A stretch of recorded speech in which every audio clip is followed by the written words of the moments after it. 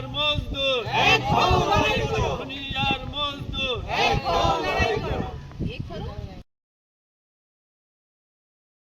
Workers के साथ है। आपको जब हमारी जरूरत होगी हम आपके साथ खड़े हैं। और पाकिस्तान में भी, बांग्लादेश में, श्रीलंका, हर जगह हम आपकी सॉलिडारिटी में हमेशा हम खड़े रहेंगे। के साथ भरपूर यकजहती करता हूँ और हुकूमत से मुतालबा करता हूँ कि इनके मजदूरों के जो जायज़ हुकूक हैं इनके पूरे किए जाएँ। मजदूर यूनिटी जिंदाबाद।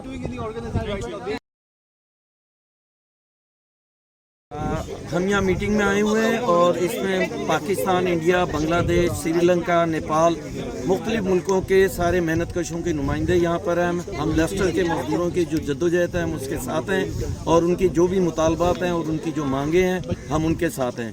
जद्दोजहद जो है ये पूरे दुनिया की जद्दोजहद है।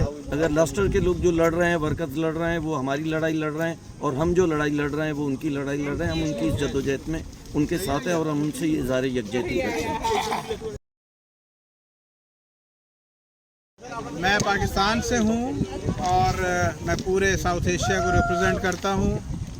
हम लेस्टर के मेहनत कशों के साथ हैं। लेस्टर के मेहनत कशों की मांगें पूरी की जाएं। की भरपूर हमायत करते हैं और हुकूमत से ये मुतालबा करते हैं कि वो लेस्टर के वर्करों के मुतालबात पूरे करें इंग्लैंड की हुकूमत से। ලෝකයේ වැඩ කරන කාන්තාවන් අතිබහුතරය සංවිධානය වෙලා නැහැ. නමුත් ඒ සංවිධානය නොවීම නිසාම ඔවුන්ට විවිධ ආයතන මට්ටමේ තියෙන නීතිවල නීති ක්‍රියාත්මක කරගන්න බැරි වෙලා තියෙනවා. ඒ නිසා අපි කියනවා මේ ලෝකේ කාන්තාවන්ට එකතු වෙන්න, සාමූහික වෙන්න, ඔවුන්ගේ අයිතිවාසිකම් දිනා ගැනීම සඳහා එකතු වෙන්න. එතන තමයි ජයග්‍රහණය තියෙන කියන එක පවසනවා.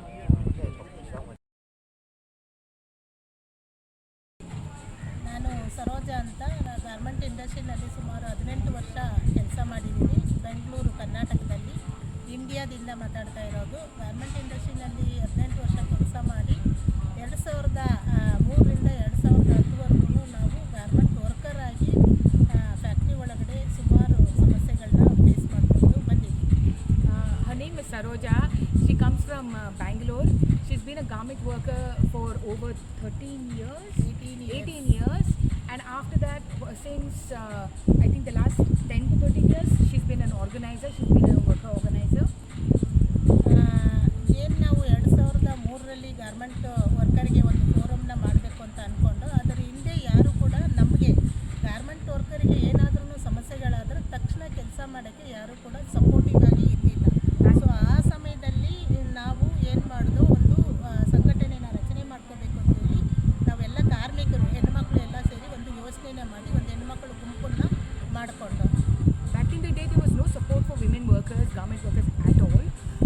So in those circumstances, women like Saroja and other leaders, other garment workers came together and decided to, in a way, help themselves. So since then, they've been organizing themselves and they want women to be at the forefront of this. So they started your women-led union. ಮತ್ತು ಆ ಸಮಯದಲ್ಲಿ ಯಾವುದೇ ಥರದ ಫ್ಯಾಕ್ಟ್ರಿಯವರು ಬೆನಿಫಿಟ್ಗಳನ್ನ ಕೊಡ್ತಾ ಇರಲಿಲ್ಲ. ಲೀವನ್ನ ಸರಿಯಾಗಿ ಕೊಡ್ತಿರಲಿಲ್ಲ, ಬೋನಸ್ಸನ್ನು ಕೊಡ್ತಾ ಇರಲಿಲ್ಲ, ಸರಿಯಾದಂಥ ಸಂಬಳನ ಕೊಡ್ತಾ ಇರಲಿಲ್ಲ, ಸರ್ಕಾರ ಸಂಬಳ ಕಾಲಕ್ಕೆ ಇನ್ಕ್ರೀಸ್ ಮಾಡ್ತಿರಲಿಲ್ಲ. ಮತ್ತು ಫ್ಯಾಕ್ಟ್ರಿ ಒಳಗಡೆ ಹೆಣ್ಮಕ್ಳಿಗೆ ತುಂಬ ಹ್ಯಾರಾಸ್ಮೆಂಟ್, ಸೂಪರ್ವೈಸರ್ಗಳು, PMಗಳೆಲ್ಲ ಗಂಡ್ಮಕ್ಳಾಗಿರೋದ್ರಿಂದ ವರ್ಕರ್ ಮೇಲೆ ತುಂಬ ಹ್ಯಾರಾಸ್ಮೆಂಟನ್ನು ಮಾಡ್ತಾಯಿದ್ರು. ಮತ್ತು ಯಾರು ಪ್ರಶ್ನೆ ಮಾಡೋರು ಇರಲಿಲ್ಲ. ಅದನ್ನು ಯೋಚನೆ ಮಾಡಿನೇ ನಾವು ಗುಂಪನ್ನು ರಚನೆ ಮಾಡಿದ್ವಿ. ಯೂನಿಯನ್ ಅಂದರೆ ಎಲ್ಲರಿಗೂ ಭಯ ಬರುತ್ತೆ ಅಂತೇಳಿ ಒಂದು ಹೆಣ್ಮಕ್ಳು ಗುಂಪನ್ನು ನಾವು ರಚನೆ ಮಾಡಿಕೊಂಡ ಆ ಸಮಯದಲ್ಲಿ 2004ರಲ್ಲಿ. So in 2004, they formed this women's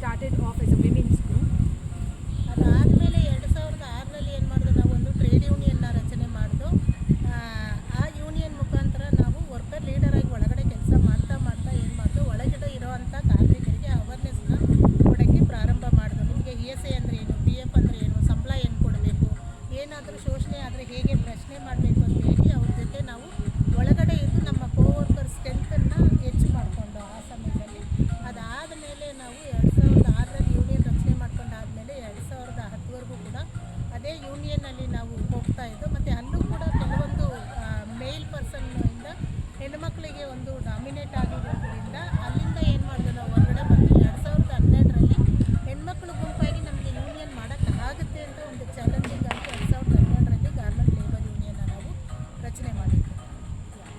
So they were determined to make it a women-led union because as workers they used to organize within the factory. They used to talk to their co-workers about benefits, about what they're entitled to, their rights. So for a long time they worked within their factory talking to their co-workers about their rights. And eventually they thought this work needs to be taken up more strongly, but they faced a lot of retaliation from the factory. But they didn't lose hope. They strongly continued to organize, and they formed a union in 2006. But then again, even within the union structure, it became very male-led and male-dominated, and they fought against it. And they decided not to go in that direction again. So they wanted to also sort of prove to themselves that they are capable of forming unions and running unions without any sort of male leadership. So that's when they also got away from this sort of male-dominated union structures and formed their own union. 2012ರಲ್ಲಿ ನಾವು ಹೆಣ್ಣುಮಕ್ಕಳು ಒಂದು union ಆಗಿ ರಚನೆ ಮಾಡ್ಕೊಂಡ್ಮೇಲೆ ನಮಗೂ ಕೂಡ ಸಾಕಷ್ಟು ಸಮಸ್ಯೆಗಳೇ ಆಯಿತು.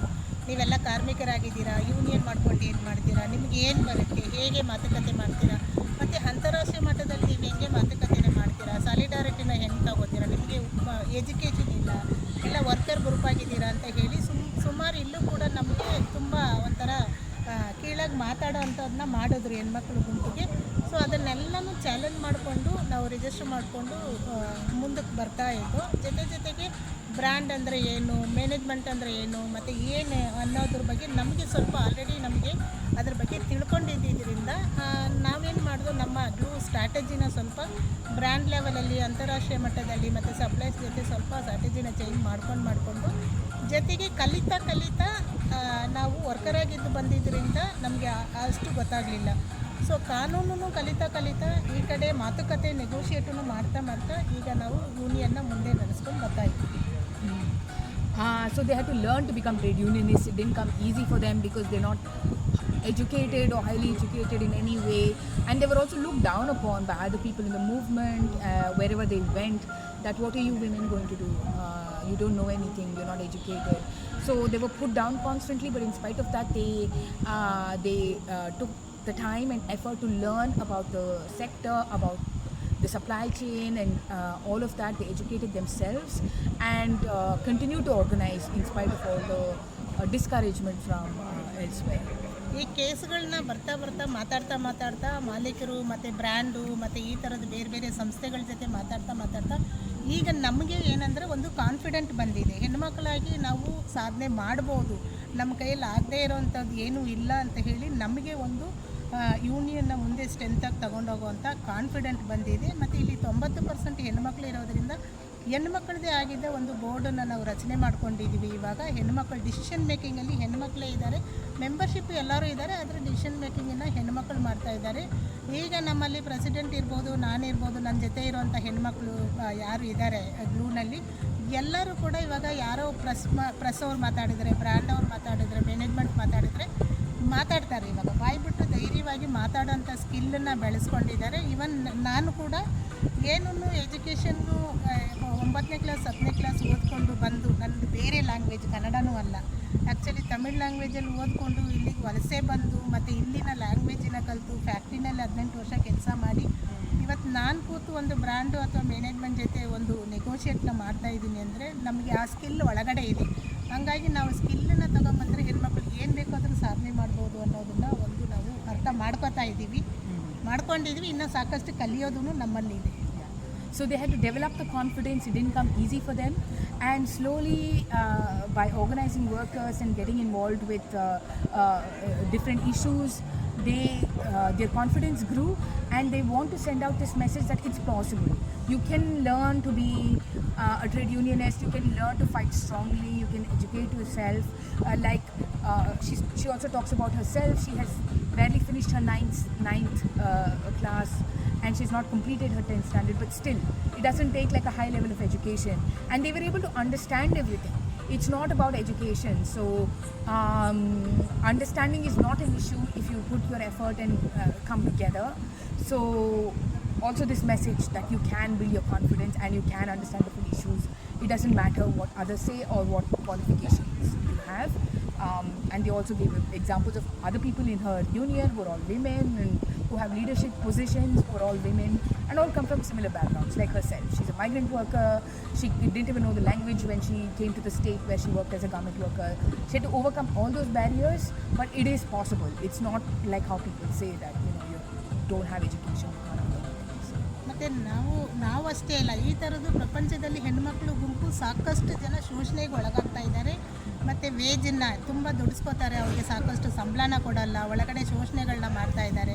ಪ್ರಪಂಚದಾದ್ಯಂತ ಈ ಗಾರ್ಮೆಂಟ್ ಸೆಕ್ಟರಲ್ಲಿ ಹೆಚ್ಚಿನದಾಗಿ ಹೆಣ್ಣುಮಕ್ಕಳಿಗೆ ತುಂಬ ವೈಲೇಷನ್ ಆಗ್ತಾ ಇದೆ. ಸೊ ಇದರ ವಿರುದ್ಧ ನಾವು ಧ್ವನಿ ಎತ್ತಬೇಕಂದ್ರೆ ನಾವೆಲ್ಲರೂ ಕೂಡ ಒಟ್ಟಿಗೆ ಒಗ್ಗಟ್ಟಾಗಿ ಹೆಣ್ಮಕ್ಕಳಾಗಿ ಒಂದು ಅವರಿಗೆ ಸಪೋರ್ಟನ್ನ ಬೆಂಬಲನ ಕೊಟ್ಕೊಂಡು ನಾವು ಮುಂದಕ್ಕೆ ಹೋಗಬೇಕು ಅನ್ನೋದನ್ನ ನಾವು ಕೂಡ ಅರ್ಥ ಮಾಡ್ಕೊಂಡಿದ್ದೀವಿ. ಸೊ ಈಗೇನು ಈ ಹೆಣ್ಮಕ್ಳು ಒಂದು ಹೋರಾಟನ ಮಾಡ್ತಾ ಇದ್ದಾರೆ, ಈ ಹೆಣ್ಮಕ್ಳಿಗೆ ನಮ್ಮದು ಯಾವತ್ತಿದ್ರೂ ಅವರ ಒಂದು ಸಕ್ಸಸ್ಫುಲ್ಗೆ ನಮ್ಮ ಬೆಂಬಲ ಯಾವತ್ತೂ ಇದೆ ಅಂತ ಹೇಳಿ ನನ್ನ ಸಾಲಿಡಾರಿಟಿನ ಕೂಡ ಆ ಹೆಣ್ಮಕ್ಳಿಗೆ ಕೊಡ್ತಾ ಇದ್ದೀನಿ. We as women, we have to come together. It's a global issue, and this sector, this industry is also global, and we have no way but to stand with each other, stand by each other as we struggle. We give you our unconditional solidarity, and we are with you all the way through. We understand your struggle. We are also undertaking similar struggles. So we express our strong solidarity with all of you. It's our issue too. So it's our common issue, and we should fight together, and we will fight together. We give 100% solidarity. 100% solidarity. हमारी मांगे